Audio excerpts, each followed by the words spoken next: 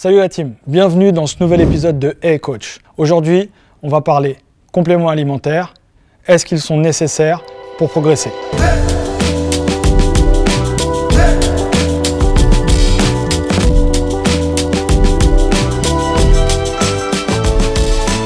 Aujourd'hui, on va parler réellement des choses. Ce que j'entends souvent, c'est oui, mais la prise de compléments alimentaires, c'est les prémices d'une conduite dopante. Donc d'un côté, on a les compléments alimentaires ou suppléments, comme vous voulez, et de l'autre côté, ce qu'on appelle les produits dopants ou les drogues. Comment on va les différencier? D'un côté, les suppléments, déjà une première chose, c'est légal. Ça s'achète dans des pharmacies, ça s'achète dans les magasins de sport. Rappel, de l'autre côté, les produits dopants, c'est interdit, c'est illégal. Est-ce que c'était clair ou pas? Les compléments alimentaires, ce sont des ingrédients naturels qui sont réglementés comme les produits alimentaires. De l'autre côté, les produits dopants, ce sont généralement des produits que l'on ne trouve pas dans la nature et qui sont synthétisés, par exemple, dans le cadre du sport, par l'homme, des hormones, par exemple, qu'on va recréer, des hormones de synthèse, par exemple, et c'est totalement différent de la manière dont un complément alimentaire est fabriqué et conçu. Passé cette mise au point, on va se concentrer sur les compléments alimentaires. Est-ce qu'ils sont essentiels? La réponse, c'est plutôt, est-ce que vous en avez besoin pour progresser? Pour répondre concrètement, simplement, puisque j'y ai été confronté, oui, effectivement, on aimerait avoir une diète équilibrée, une alimentation super bien calibrée, sauf que ça, c'est en théorie. Parfois, on a des carences, des déséquilibres au niveau des vitamines. Donc, qu'est-ce qu'on fait? Est-ce qu'on se prive complètement de nos vitamines, sous couvert de dire j'ai pas eu le temps d'aller faire mes courses, ou est-ce que parfois on peut user de stratégies sur des compléments alimentaires ou en travaillant avec un partenaire qui va vous garantir une traçabilité, des valeurs et des références produits qui vont correspondre à vos attentes. Personnellement, j'ai opté pour cette solution. Je sélectionne bien les compléments dont j'ai besoin en fonction de mes éventuelles carences. Donc il faut faire un bilan pour savoir où vous en êtes. On prend des exemples concrets. Vous allez acheter des protéines. Sauf que vous avez déjà suffisamment de protéines. Par contre, vous êtes en manque pour optimiser certaines réactions métaboliques d'acides gras. Et puis les oméga 3, vous n'allez pas les prendre. Alors qu'est-ce qu'on fait? C'est sûr que là, dans ce cas-là, je vais vous dire non, les protéines, ça ne sera pas essentiel pour ta progression à toi. Par contre, tourne-toi peut-être vers les acides gras parce que là, tu es en carence ou tu n'en consommes pas assez. Donc ça peut être des stratégies comme ça qu'il va falloir mettre en place et surtout éviter de regarder ce que fait le voisin et se concentrer sur soi-même pour savoir est-ce que j'ai des manques et comment je peux pallier à ces manques. Donc, pour parler d'individualisation de votre nutrition et le fait d'aller consommer des compléments alimentaires pour bien sûr être plus performant dans vos entraînements, il faut savoir qu'en fonction des disciplines, on n'aura pas les mêmes besoins. Un sportif spécialiste de la force n'aura pas les mêmes besoins peut-être en protéines qu'un sportif de l'endurance ou de l'extrême endurance, et donc ça va être des choses à adapter, bien vous renseigner. Donc en fonction de vos disciplines, il va falloir choisir le bon complément. Alors oui, les protéines pour la construction musculaire, je fais du culturisme, du bodybuilding, des sports de force. On sait qu'il va falloir donner la part belle à la protéine, toute proportion gardée. On voit souvent des excès et peut-être que le frein au niveau de la stratégie des compléments alimentaires, il n'est pas sur la protéine, mais peut-être sur les hydrates de carbone consommés à l'entraînement ou post-entraînement, parce que ce qu'il faut savoir, c'est qu'il y a des interactions très importantes entre les différents nutriments que vous allez absorber après un entraînement, avant un entraînement ou pendant l'entraînement.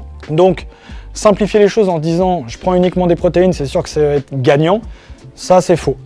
Par contre, pour répondre à la question est-ce que les compléments alimentaires sont essentiels, pour beaucoup, ils vont faciliter certaines réactions et vous permettre d'avoir ce qu'il faut comme carburant ou comme catalyseur au bon moment. Si on prend les sports d'endurance, on sait qu'on va avoir besoin d'énergie pendant des efforts assez longs.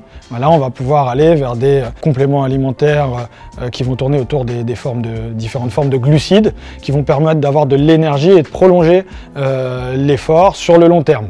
Les compléments alimentaires vont avoir aussi une utilité dans la prévention des blessures ou dans la reconstruction de certains tissus. Notamment, là, on peut penser au supplément qui s'appelle le collagène, qui va participer à la reconstruction, ou en tout cas, au-delà de la reconstruction, de la préservation des tendons. On a quand même beaucoup d'études actuellement qui montrent les interactions positives avec certains compléments alimentaires qui existent depuis de nombreuses années. On peut parler également sur les dernières études qui montrent que les acides gras sont très importants pour favoriser certaines réactions métaboliques, hormonales chez les sportifs, donc à savoir les oméga 3 par exemple. On peut parler aussi des compléments qui ont prêté à controverse ou polémique. Les dernières études qui parlent par exemple de la créatine sont toutes favorables dans le contexte du travail de force et de puissance, et elles vont toutes dans le même sens pour dire qu'il n'y a pas d'effets collatéraux. On parlait souvent de rétention d'eau. Si vous respectez les doses préconisées et hormis certains profils particuliers, il n'y a aucun effet négatif collatéraux. En ce qui concerne tout ce qui va être vitamines, minéraux, alors on l'a vu auparavant, ça va être les garants de certaines réactions métaboliques, mais également favoriser pour certains la récupération du système nerveux. On n'est pas uniquement sur une construction musculaire, complément alimentaire égale prise de muscle, et grosse prise de muscle. Le complément alimentaire, le supplément, bien sûr que ça peut être ça peut participer à la construction musculaire, mais également ça peut favoriser une bonne récupération du système nerveux. Si on fait un petit peu le tour des différents types de compléments, on va pouvoir avoir d'un côté les compléments qui vont s'adresser sur l'instant ou juste avant, juste après la séance, pour l'énergie, pour la construction musculaire, pour avoir du carburant, pour démarrer une séance, pour se lancer.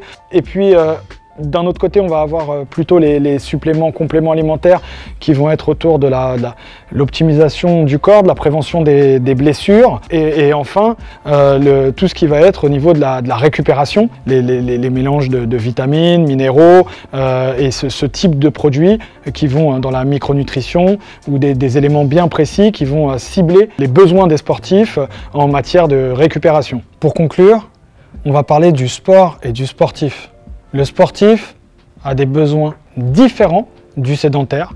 Ce stress auquel il est soumis pendant l'entraînement, après l'entraînement, est totalement différent. Il a des besoins supérieurs dans certains secteurs et ça, il faut le prendre en compte. C'est-à-dire que les suppléments, les compléments alimentaires vont apporter aux sportifs cet équilibre pour récupérer, éviter de se blesser, ce qu'on parlait de l'entraînement invisible, d'une hygiène de vie optimisée pour pouvoir reproduire des efforts. Une Formule 1, on va lui mettre un carburant spécial dedans et puis une voiture de série tournera avec l'essence de la station-service locale. J'ai un peu des folies comme ça parfois.